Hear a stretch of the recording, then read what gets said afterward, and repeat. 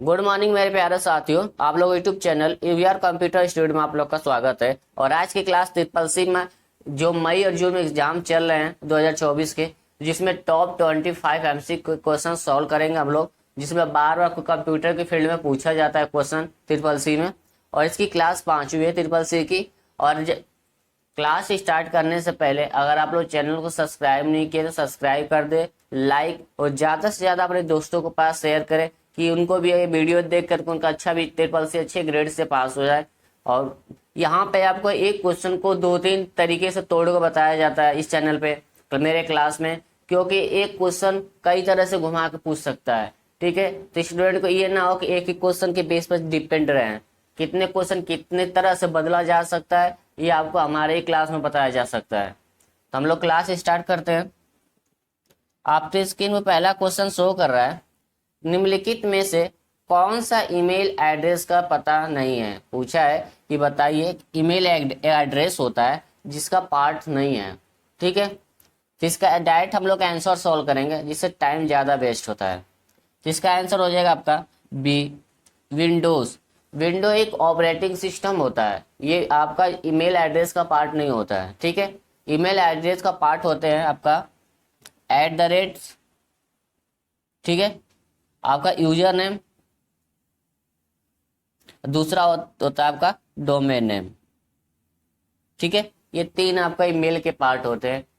अब एक क्वेश्चन और पूछा जाता है घुमा करके थोड़ा सा हल्का सा, कि बताइए कि ईमेल के कौन कौन से पार्ट्स पाए जाते हैं ईमेल में। ठीक है, तो एक होता है @, यूजर नेम और डोमेन नेम। उसी में एक और क्वेश्चन पूछा जाता है जीमेल में ही, एकदम सीधा ट्रिक से, कि बताइए कि जीमेल जो होते हैं उसमें कितने पार्ट्स होते हैं। जीमेल में कितने एड्रेस पार्ट होते हैं, तो 3 होते हैं। ठीक है, जीमेल को, यूजर नेम और डोमेन नेम को किसके माध्यम से अलग किया जा सकता है, तो डोमेन नेम के माध्यम से, सॉरी @ के इस्तेमाल करके आप यूजर और डोमेन नेम को अलग कर सकते हैं। ठीक है, इतने तरह से ट्रिपल सी में आपको ईमेल में क्वेश्चन इस तरह ही पूछा जाता है। ठीक है, तो अगला प्रश्न हम लोग देखते हैं सेकंड, लिबर ऑफिस इम्प्रेस में ऑटोमेटिक स्पेलिंग चेक करने के लिए कौन से शॉर्ट की का इस्तेमाल किया जाता है। ऑटोमेटिक स्पेलिंग चेक करना है तो बताइए इसमें से कौन से शॉर्ट की का इस्तेमाल करेंगे, जिसका आंसर हो जाएगा आपका सी, Shift+F7 का इस्तेमाल किया जाता है। ठीक है, अगला प्रश्न है तीसरा, ISDN का पूर्ण रूप क्या है। पूछा है कि बताइए ISDN का पूर्ण रूप क्या है, तो इसका आंसर होगा आपका सी, इंटीग्रेटेड सर्विस डिजिटल नेटवर्क। ठीक है, अगला प्रश्न है चौथा, स्कैनर किस टाइप का उपकरण है। यानी पूछा है कि बताइए जो स्कैनर होता है वो किस तरह का डिवाइस है, तो इसका आंसर हो जाएगा आपका सी, इनपुट डिवाइस है आपका।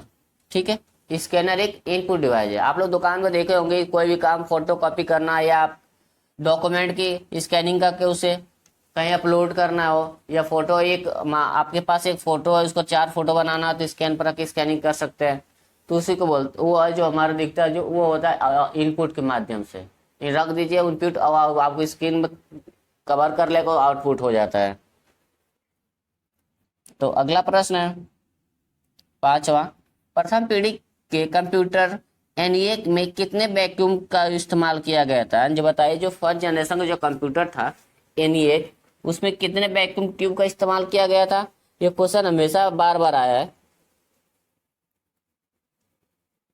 ठीक है, तो इसका आंसर हो जाएगा आपका बी, 18,000 वैक्यूम ट्यूब का इस्तेमाल किया गया था। किसमें, ENIAC कंप्यूटर जो था आपका, इसमें 18,000 वैक्यूम ट्यूब का इस्तेमाल किया गया था। ठीक है, ये आप लोग का इंपॉर्टेंट क्वेश्चन लिख लीजिएगा। अगला प्रश्न है 6, QR कोड कब लॉन्च किया गया था। ठीक है, इंपॉर्टेंट क्वेश्चन है, हमेशा आता है ये। तो QR कोड कब लॉन्च किया गया था, ये भी पूछा गया। इसका आंसर हो जाए आपका सी, 1994 में लॉन्च किया गया था। कहाँ पे, जापान की एक कंपनी थी। ठीक है, देखिए नोट्स में लिख चुके हैं कि इससे ज़्यादा कन्फ्यूजन ना हो। जापान की इस कंपनी थी जिसका नाम था डेंसर वेब कॉर्पोरेशन। इसके माध्यम से लॉन्च किया गया था क्या, QR कोड। ठीक है, एक क्वेश्चन पूछा जाता है इसी में कि बताइए कि QR कोड को किस कंपनी ने लॉन्च किया था। ठीक है, तो इस जापान की कंपनी थी जिसका नाम था डेंसर वेब कॉर्पोरेशन, जिसने लॉन्च किया था। ठीक है, अब एक क्वेश्चन और पूछा जाता है QR कोड में कि बताइए QR कोड डायमेंशन किस तरह का है। ठीक है, तो QR कोड का डायमेंशन 2D है, याद रखिएगा। अगला प्रश्न है 7वां, पहला वेब ब्राउजर कब जारी किया गया था, यानी कि जो फर्स्ट वेब ब्राउजर था वो कब रिलीज किया गया था। ठीक है, ये भी क्वेश्चन पूछे जाते हैं पेपर में, हमेशा आते रहते हैं, नोट्स कर लीजिएगा। इसका आंसर हो जाएगा आपका सी। 1990 में पहला वेब ब्राउजर रिलीज किया गया था, उसका नाम क्या था, www। ठीक है, इसका फुल फॉर्म होता है वर्ल्ड वाइड वेब। इसको किसने लॉन्च किया था, टिम बर्नर्स-ली के द्वारा लॉन्च किया गया था। ठीक है, पहला वेब ब्राउजर कौन कब किया गया था, 1990 में। नाम क्या था उसका, www। उसका full form world wide web. किसके माध्यम से लॉन्च किया गया था, टिम बर्नर्स-ली के माध्यम से लॉन्च किया गया था। ठीक है, एक क्वेश्चन और पूछता है इसी क्वेश्चन को थोड़ा सा घुमा करके कि बताइए टिम बर्नर्स-ली के द्वारा कौन सा वेब ब्राउजर लॉन्च किया गया है। ठीक है, तो टिम बर्नर्स-ली के द्वारा www का लॉन्च किया गया था, जिसका नाम था वर्ल्ड वाइड वेब। 1990 में लॉन्च किया गया था। ठीक है, एक क्वेश्चन और पूछा जाता है कि बताइए जो HTML होता है इसको किसने लॉन्च किया है।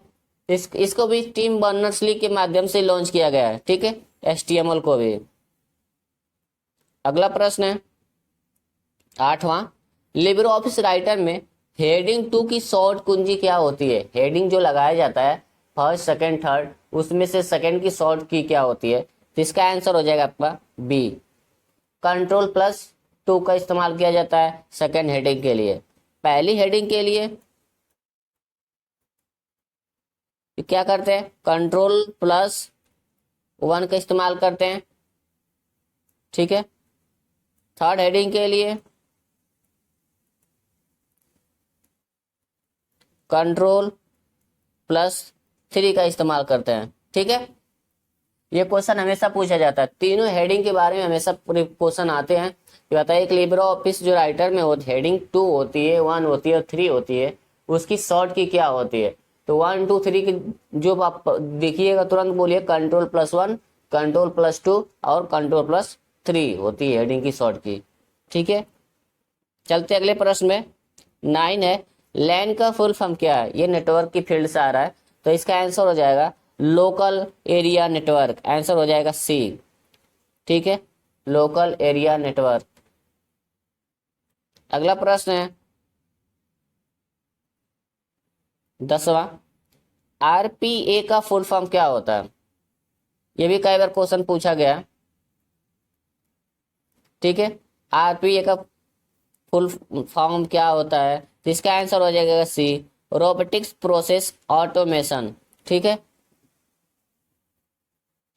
अगला प्रश्न है 11, घरेलू कंप्यूटर को इंटरनेट से कनेक्ट करने के लिए आवश्यक उपकरण को क्या कहा जाता है। यानी कि घर में जो कंप्यूटर होते हैं उससे इंटरनेट से कनेक्ट करना है, तो उसके लिए उपकरण कौन सा लगाना पड़ेगा, यानी किस डिवाइस का इस्तेमाल करना पड़ेगा आपको यहाँ पे इसको घर में कनेक्ट करने के लिए। तो इसका आंसर हो जाएगा आपका सी, मॉडेम का जरूरत पड़ेगा। ठीक है, जो घर में जो कंप्यूटर से इंटरनेट कनेक्ट करने के लिए किसका इस्तेमाल करते हैं, मॉडेम का। ठीक है, अगला प्रश्न है 12, निम्नलिखित में से 200 रुपये के नोट का रिलीज डेट क्या है। यानी बताइए कि 200 रुपये जो है आपका उस कब रिलीज किया गया था। तो इसका आंसर हो जाएगा आपका सी, 10 नवंबर 2017 को 200 रुपये के नोट को रिलीज किया गया था, यानी कि लॉन्च किया गया था। अगला प्रश्न है 13, निम्न में से 20 रुपये के नोट को रिलीज कब किया गया था। ठीक है, यानी पूछा है कि जो बताइए 20 रुपये के जो नोट्स होते हैं उसको कब रिलीज किया गया था। इसका आंसर हो जाएगा आपका बी, 26 अप्रैल 2019 को लॉन्च किया गया था। ठीक है, पहले बता रहे जितने नोट्स हैं 10 रुपया, 20 रुपया और आपका 50, 100, 200, 500, ये जितने आपके नोट्स हैं इसका कलर, साइज, कब रिलीज किया गया था, इसके ऊपर कौन सा सिंबल बनाया गया है, किसके द्वारा रिलीज किया जाता है, ये आपको पता होना चाहिए क्योंकि ये क्वेश्चन हमेशा पूछा जाता है। ठीक है, अब एक क्वेश्चन और पूछा जाता है पेपर में कि बताइए जो करेंसी होती है उसको कौन इशू करता है, यानी कौन बनाता है, रिलीज करता है या इशू करता है। ठीक है, तो आरबीआई करता है।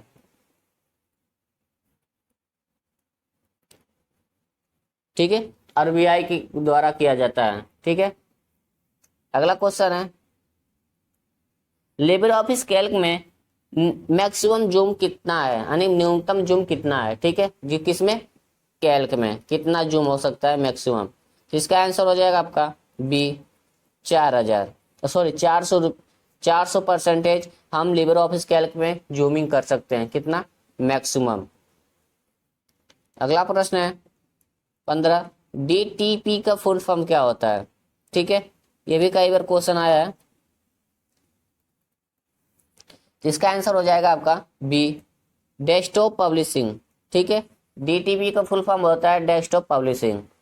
अगला प्रश्न है, अगला क्वेश्चन है डिजी लॉकर में कितनी साइज की फाइल अपलोड की जा सकती है। ठीक है, ये आप लोगों के लिए इंपॉर्टेंट है, कई बार ये क्वेश्चन पूछा गया है तो नोट्स कर लीजिएगा किसमें कितने साइज की फाइल लोड कर सकते हैं, किसमें, डिजिट लॉकर में। ठीक है, इसका आंसर हो जाएगा आपका सी, 10 MB की फाइलें जो होती है आप डिजिट लॉकर में स्टोर कर सकते हैं। ठीक है, अब एक नीचे लिखा पड़ा है आपका कि एक क्वेश्चन और पूछा जाता है कि बताए जो डिजिट लॉकर होता है उसमें स्पेस कितना देता है। तो ये आंसर नीचे देखिए लिखा पड़ा है 1 GB स्पेस देता है, जिसको बोलते हैं स्टोरेज देता है।